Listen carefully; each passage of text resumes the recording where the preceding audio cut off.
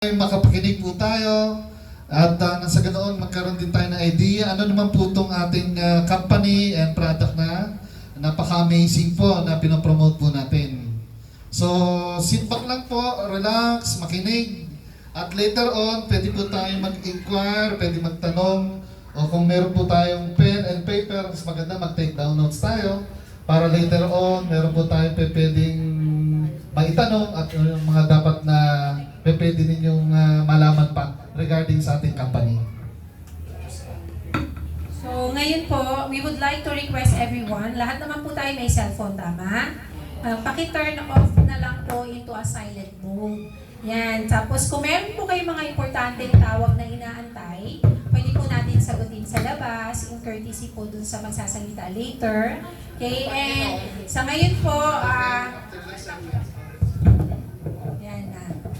be patient lang po. Before we start, we will open this okay.